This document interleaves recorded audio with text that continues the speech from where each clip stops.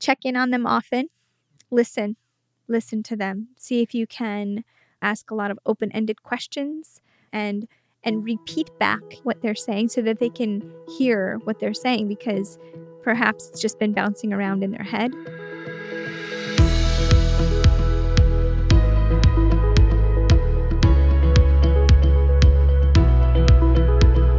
Hello and welcome to the Overflow Podcast. This is a podcast on a mission to discover how you and I can live a life of abundance, full to overflowing. For Season 4, Philip and I have been talking with a mental health therapist to ask questions about anxiety and depression, how we can spot the signs, identify the causes, and fight for an overflowing life. My name is Karl and this is episode 34. Hello, listeners. We are at the end of this season. It's hard to believe, really, that we now have 4 seasons completed. For this episode, we have one more conversation with Jamie Stodola, and it's a good one. We talked about some ideas on how those of us who are not struggling with our mental health can help those in our circles who are dealing with depression or anxiety. She also gave us a long list of resources to check out if you're wanting to learn more about these ideas. I should say, while this is the end of our season, we do actually have a planned bonus episode coming your way next week, so stay tuned for that. My co-host Philip Miller-Savlovich and I trust that this season has been a big blessing to you and given you plenty of food for thought as it pertains to your mental health and the continual fight to be living an overflowing life. Over the next few weeks, we'll be taking a break as we prepare our next season on healthy relationships. We're excited to discover the wisdom of how you and your partner can get out of the toxic cycles and build a better future together. If you've got ideas for topics when it comes to healthy relationships, please hit us up on Instagram at choose2overflow or email us hello@choosetooverflow.com. Again, if you're new to this podcast today, we've been talking with Jamie Stodola all season. She's a licensed marriage and family therapist here in Southern California, and we've been talking about the challenges of mental health. That's this season's topic. And Jamie's goal in life is to help her clients fight for an overflowing life and live with the peace and joy that is found in Jesus Christ. So this is actually the final part in our extended conversation with her. And you can find all the previous episodes in your podcast feed or on our website at choose2overflow.com. So here's our conversation on how we can help those close to us who are suffering with depression and anxiety.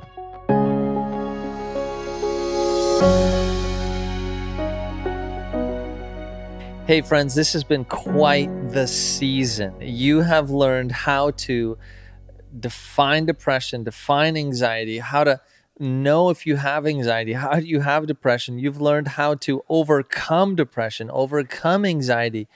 And now we've gotten to the point that we want to ask the question, how do we help those, though, who are in our life that are suffering with these? It's one thing to talk about it for yourself, but most of us know someone who is struggling, or we're noticing some patterns that are hurting themselves and that are just troubling to us. So, Jamie, we're so glad to have you here throughout this entire season, and we've gotten to this last point. How do we help people suffering with depression, anxiety? So, this is the first question. If I love someone who I know is depressed, why is it important to know if these symptoms are getting worse for them? What should we do if we notice that their depression is worsening? Well, it would be important to know if their depressive state includes suicidal thoughts. So that might be the first thing to evaluate or ask about. Now, just because somebody seems depressed, is depressed, actually is struggling with depression, does not mean that they'll ever meet that criteria. Right. Okay. They don't have to ever. But it is important to, of course, watch out for your loved ones and your family members and ask them directly if they're having feelings of depression or thoughts of depression, So this is one of the reasons why it's so important to watch out for them.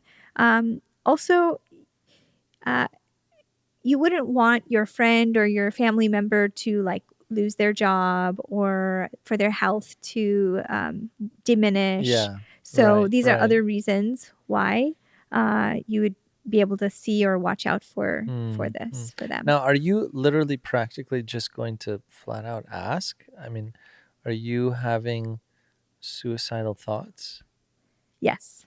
You're going to just really ask it like, Yes. wow, okay. When somebody comes to my office, as well as just anyone who's checking in, the question is, have you thought of killing yourself? Or some version of that correct question. And then is there a follow-up question to that? Yes. Yes. So some people might say yes right away, but really, once you kind of investigate a bit more, maybe they're only thinking, "Oh, I wish I was dead," or I wish I just wasn't here. I wish I just would just disappear. Right. Okay. So that's like probably the low end of the spectrum, and it's not cause for concern. It's asking follow-up other questions. If you have asked the question and they've said yes, then you ask, okay, and have you thought about how you would do that? And if they say, oh no, then it's also lower on the spectrum of concern. And you ask other questions about, like, to try to sort out really if they've ever thought about it.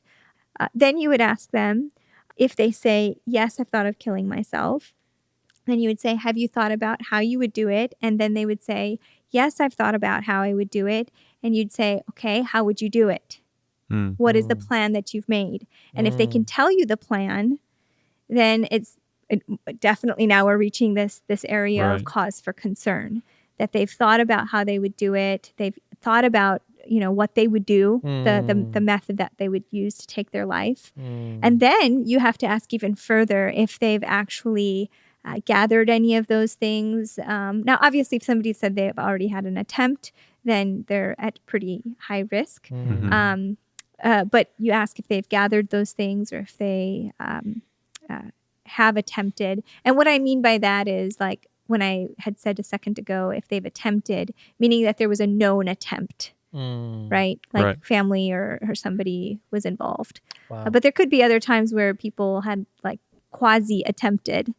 And so you need to find these things out, and you need to dig deeper. And since you are, most of the people who are listening to this are not professionals, it's at this point that they would need to get help, and those professionals would ask other questions. Now, are you going to call 911? Are you going to say, hey, we need to get an appointment with a psychiatrist? Like, what's the next follow-up if they say, yes, I have a plan, I've got this and this ready, I'm what's that? How do you intervene?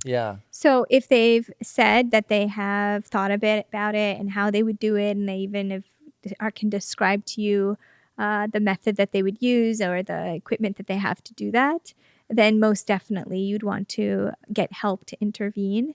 And it might be a day-to-day thing until they because I mean, if they're wanting to take their life, you can, of course, if you really think they're in danger, you can make a call to 911, a 5150 type situation where somebody is in danger of themselves or others. And so you would want to do that. But hopefully you'd be able to talk with them and listen to them and say, empathize with them and say, can we get you some help? Yeah. And the thing is that you're not able to evaluate enough to what extent or level that they are, then, and you don't know what to do about that, then you should call someone to ask, like, how can we help this person?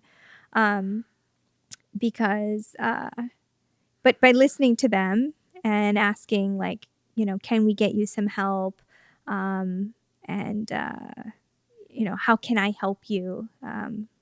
Will be important. So for instance, calling a therapist, calling a psychologist, calling a psychiatrist, like is there a recommended individual that you would encourage a person to call who's worried about a family member, if it's not necessarily like they want to do it now? I mean, it's like, hey, they're pretty serious about this. Mm-hmm. Mm-hmm. Well, I mean, if the person does not know who to call, even themselves, they could even consider calling the hotline themselves Oh, yeah, of course. Right. and asking and seeing if that, because maybe by that point the person would be willing to talk, Yeah. or they would be able to describe how much information they've been able to get from the Yeah. person and get some. What's that number again? Yeah, can you The repeat that? suicide prevention hotline. It's 800-273-8255. 800-273-8255. Wow. That's the national hotline. Suicide hotline. Okay. Now, one of our listeners had an interesting question, and that is just, how do you help someone with depression who refuses to see a counselor, therapist, a psychologist? They just don't want that extra level of help for one reason or another, whether it's fear of work kind of coming down on them, they feel like it's stigma, or just some of the other things that we talked about. What do you do when someone just refuses? I remember, a couple I was counseling, the spouse didn't want to come. They just said, I'm not coming. And sadly, not that this would happen in every case, but they ended up getting a divorce. One of the spouses just refused to get that next level of care. But what do you do for someone when this is dealing with anxiety or depression? Well, maybe they would hear it from or listen to a professional, like a medical professional. So would it be possible to maybe at a next medical or doctor visit to ask or make a doctor's visit? There are some cultures that would do that first anyways. So other professionals could help. Okay. I guess in some ways, if you wanted to do like an intervention, if you wanted to go that far, I mean, why not? If you can find a professional that would be willing to talk or share or come in. Yeah. Check in on them often.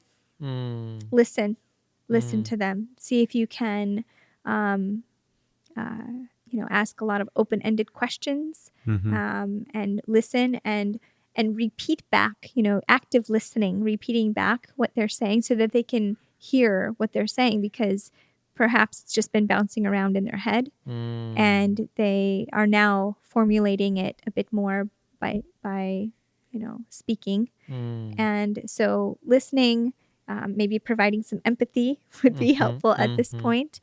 And you do that by really listening to either the emotion words that they're saying or the emotion words that you're gathering that they're alluding to. It can be helpful for them to hear that, because they might not even be using the emotion words or be able to identify the emotions they're experiencing.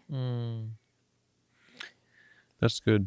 I just think of, depression's one half of the conversation. We've also talked about anxiety earlier in the season.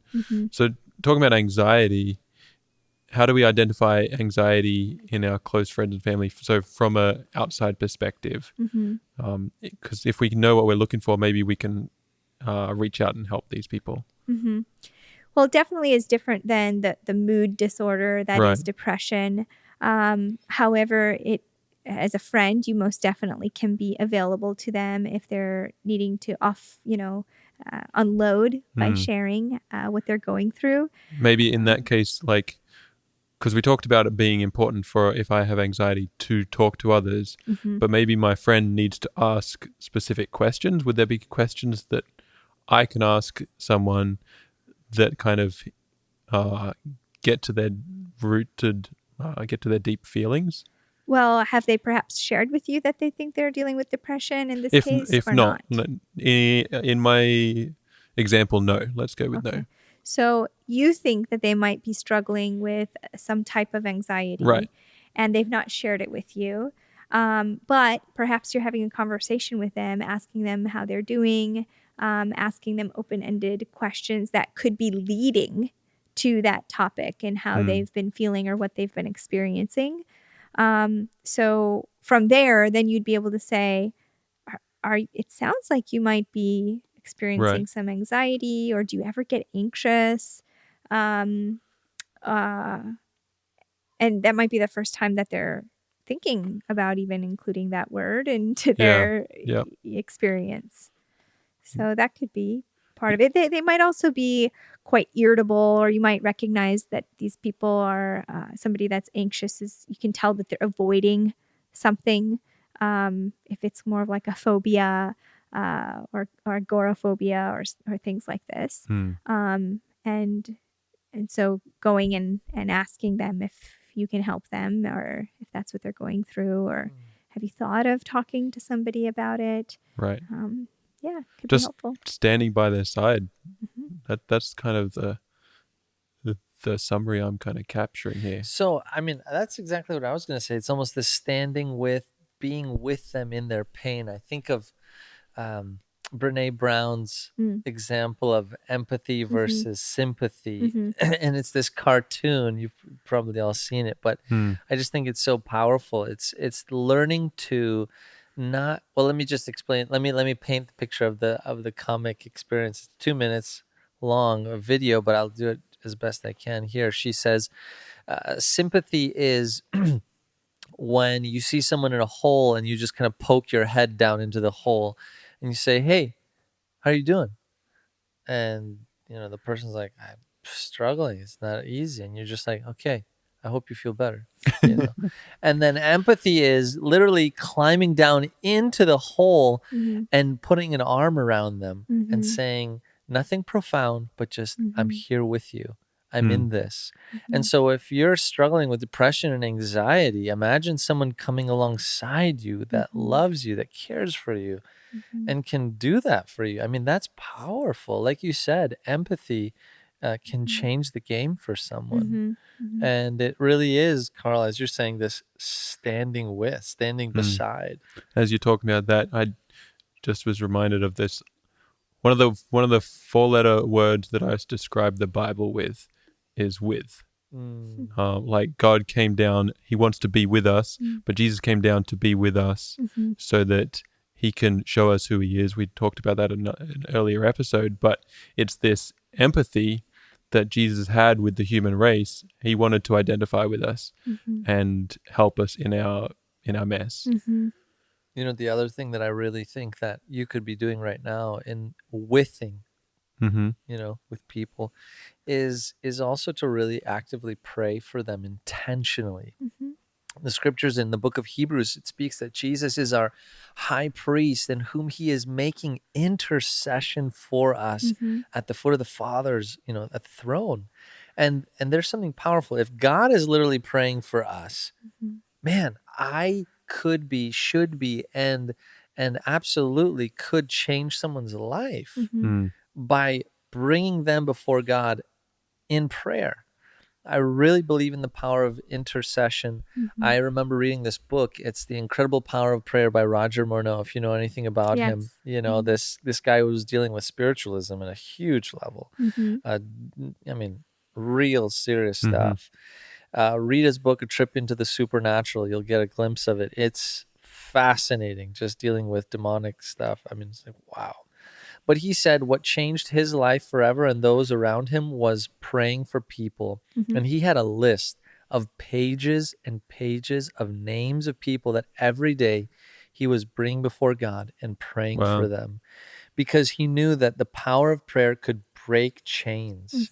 And it's a moment, in a spiritual moment, in which you give God the authority to work in someone's life who has been potentially pushing it away voluntarily or involuntarily, and now you're giving God, who is a gentleman, who's said, hey, you don't want me here, I'm not going to pressure you.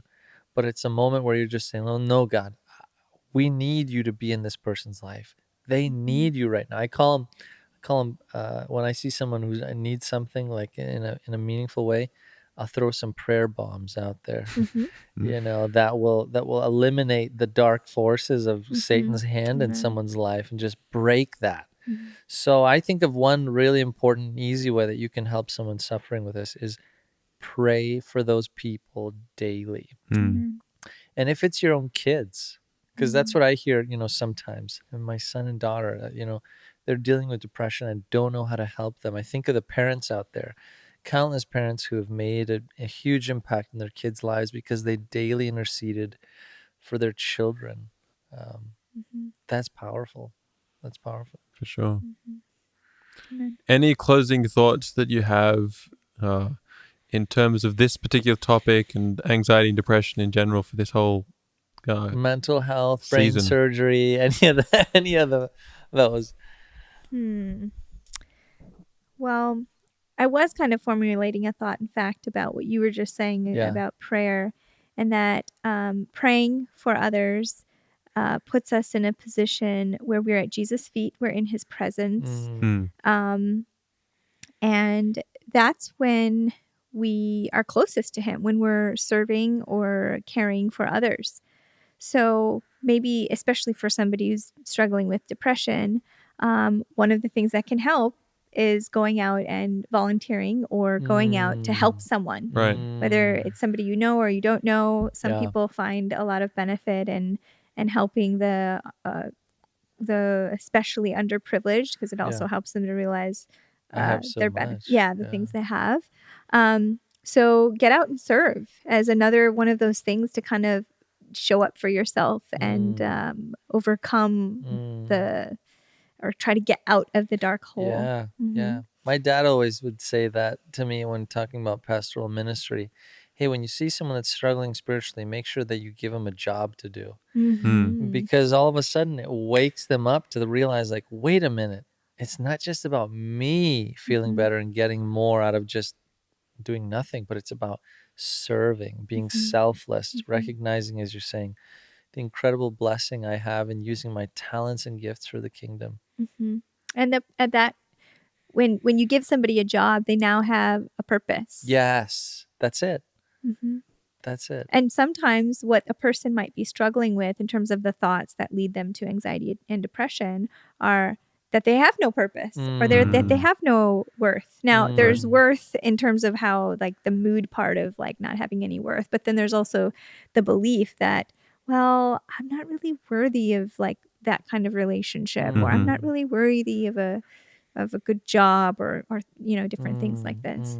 So final thoughts, guys. Or even books that you recommend. Yes.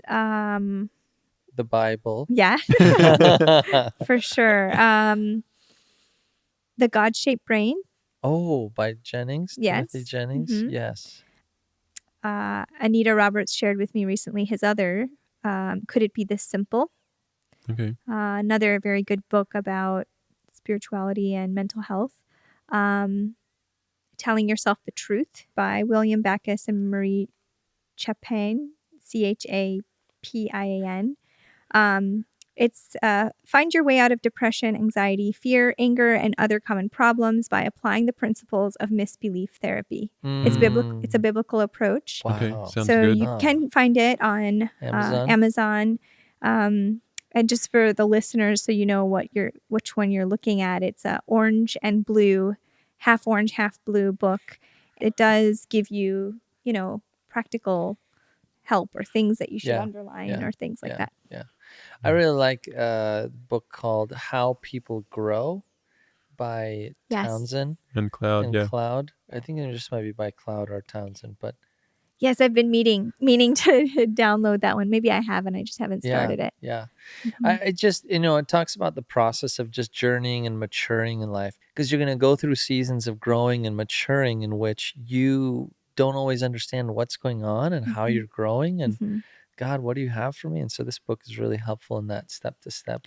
Another one by Henry Cloud is Changes That Heal. And he has a workbook that goes with it. Oh, okay. And in one of our other episodes, we talked about his book, Safe People. Yes. Both of these are very good books to consider. This is fantastic. Yeah, so, we'll link these into the description for sure. Yeah. Okay. Well, friends, we just want to encourage you. If you have found this to be a meaningful season, I can't tell you enough how much it means to Karl and I and our team, Zach here in Back Production. When you share this episode with a friend or two or three, it means the world to us, because now we know other people are getting access to the knowledge that you got from Jamie in this season. So we want to tell you, please do share, throw us a rating on there on iTunes or any other server you're on. But the other thing we just want to say is a big thank you to Jamie Stodola. If you even want to reach out to her personally, she is here in Orange County, and I'm sure she would love to help and support you in any way that she can. Blessings to you. We care for you. Karl, any last words you want to say for ending up season 4? No last words. You said it all. Thank you so much, Jamie. It's been a really good conversation. I pray that the Lord will bless the hearing of our conversation and the hearers of our conversation, for those that need to hear it and how they need to hear it, for whomever those listeners are. If there's 1,000, we've essentially just had 1,000 conversations right now. Yes. So praise the Lord for the ministry you guys have. Amen.